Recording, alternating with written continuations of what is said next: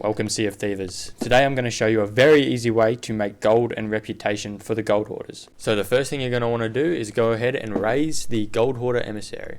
Once you've done that, you're going to want to head to an island called the Forsaken Brink. It's in the Ashen Roar just by Morrow's Peak Outpost. Now if you spawn by it, you can head there, but I'll show you a quicker way.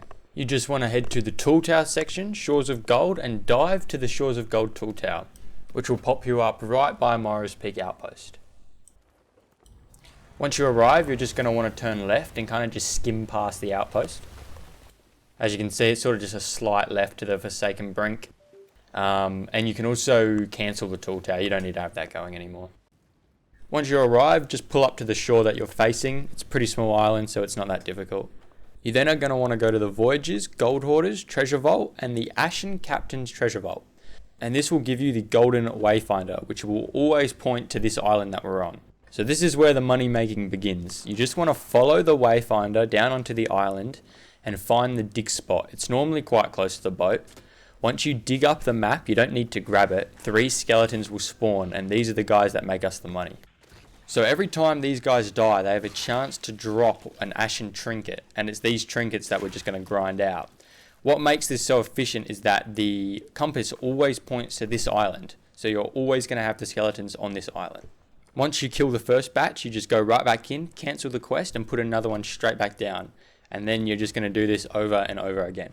Now the drop rates on these guys are always different. Sometimes they'll each drop 1 and you'll get 3, and sometimes you'll get unlucky and you'll get none.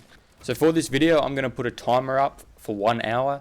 I'm just going to grind this out, and then you can see how much you make in an hour and decide whether you want to do this for yourself.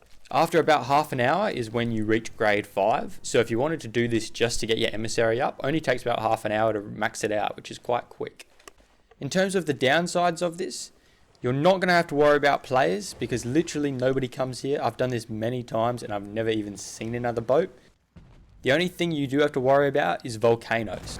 During the hour I did this, only 1 erupted. I only got hit once, so it's not that bad.